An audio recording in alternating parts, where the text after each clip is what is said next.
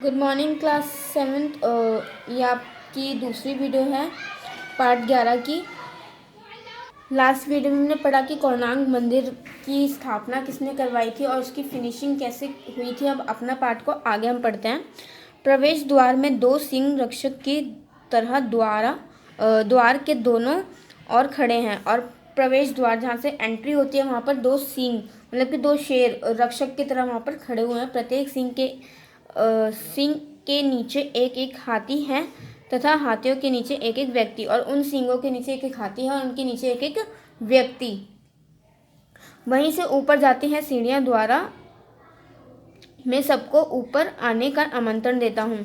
और वहीं से सीढ़ियां जो है वो ऊपर जाती हैं और वहीं से मैं सबको ऊपर आने का आमंत्रण देता हूँ। वहीं से मैं सबको ऊपर बुलाता हूँ। सीढ़ियों से चढ़कर जब तुम ऊपर पहुँच जाओगे वह स्थान जगमोहन कहलाता है।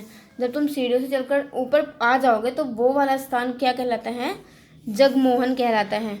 उसके सामने नट मंदिर है और वहाँ पर एक नट मंदिर है जहाँ भगवान सूर्य के प्रति अपनी भावनाओं को अभिव्यक्त के लिए नित्य और सूर्य भगवान के लिए वहाँ पर अपनी फीलिंग्स को बताने के लिए वहाँ पर डांस किया जाता है, गाना किया जाता है, प्रेयर की जाती है। ठीक है। नट मंदिर के समीप भोग मंदिर है। नट मंदिर के पास ही भोग मंदिर है जहाँ सूर्य भगवान का भोग तैयार होता है, जहाँ पर भगवान जी के लिए भोग बनाया जाता है, प्रसाद जो होता है वो बनता है। समय के प्रहार के बावजूद ये दोनों मंदिर अभी भी विद्वान हैं और समय के मतलब कि इतने टाइम के बाद भी ये जो मंदिर हैं वो अभी भी वहाँ पर हैं। जगमोहन वह विशाल इमारत है जो समय के प्रहारों के बावजूद आज भी अपनी गाथा सुना रही है। और जगमोहन वो इमारत है जो इतने समय के बाद भी अपनी गाथा सुना रही है। बीच में स्थित मुख्य स्तंभ के मात्र अवशेष देखे जा सकते हैं और बीच में मुख्य स्तंभ के अवशेष अभी भी वहाँ पर मिलते हैं। मेरे मुख्य स्तंभ की ऊंचाई और इसके मुख्य स्तंभ की ऊंचाई कितनी थी? 60 मीटर थी।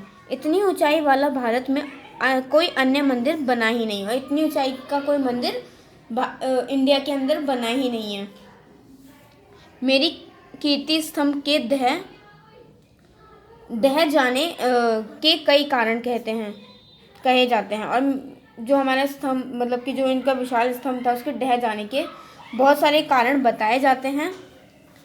कोई कहता है कि मंदिर का निर्माण कार्य जल्दी समाप्त करवाने के कारण मतलब कि मंदिर जो है वो बहुत जल्दी बनवा दिया, इस वजह से जो है वो स्ट्रांग नहीं बना, मतलब इस वजह से नहीं टिक पाया, ऐसा बोलते हैं लोग।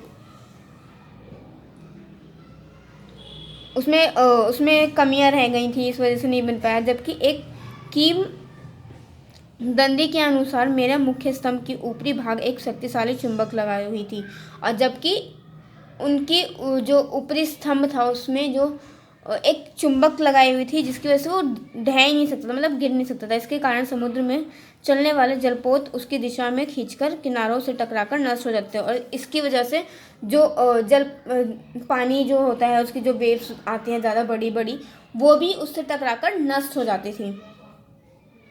किसी समुद्रयान चालक द्वारा चुंबक के निकाल दिए जाने के कारण उस स्तंभ में कोई निर्माण संबंधी कमी आने के कारण वह ढह गया। और किसी समुद्रयान मतलब कि जो सबमरीन वगैरह चलाते हैं जो समुद्र में, उनके एक चालक मतलब जो चलाते हैं उन्होंने क्या किया कि उस स्तंभ से वो चुंबक निकाले और इस वजह से वो जो था वो अनबैलेंस हो गया और ढह गया।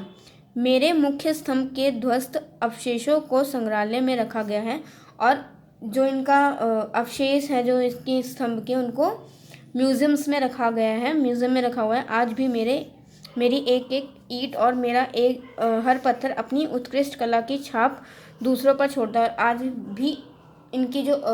भी इस मंदिर की एक एक ईंट और पत्थर जो है वो उस टाइम की कला वहाँ की कला का छाप दूसरों पर छोड़ता है।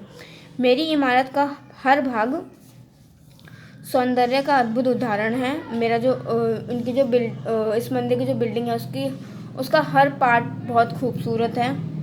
हर और सौंदर्य का द्विगुणित करने वाले दृश्य हैं। देवी देवताओं की भव्य मूर्तियाँ, राजा महाराजाओं के दरबार के दृश्य, स्वर्ग की अप्सराएं व गर्त लोक के चरित्र संगीत गायक, नर्तक,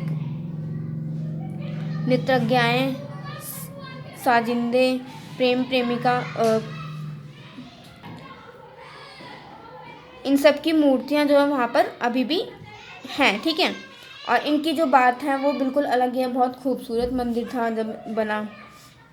मैं अपनी श्रृंगारपूर्ण मूर्तियों द्वारा विशेष रूप से जाना जाता हूँ। मतलब कि यहाँ पे जो मूर्तियाँ थी ना उनकी विशेषता ये अलग थी, मतलब वो इतनी खूबसूरत थी, उन मूर्तियों की वजह से मंदिर फेमस था, जिसमें कोमलता है, सरसता है,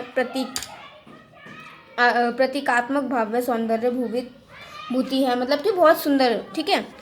पूरे परिदृश्य में उड़ीसा की कला की गुणवत्ता अपने चरम पर दृष्टि गोचर होती है।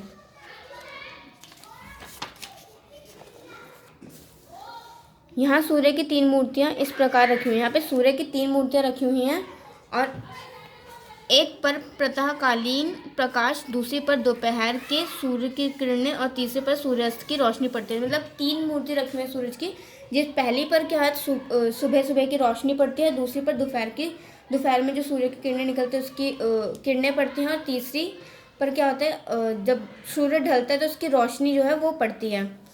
मेरी कला के प्रसंगकों ने विश्व भर में मेरी उत्कृष्टता की चर्चा की है। प्रतिवर्ष होने वाला कोणार्क समारोह जब खुले रंगमंच में मेरी इमारत के परिप्रेक्ष्य में होता है तो मैं आनंद के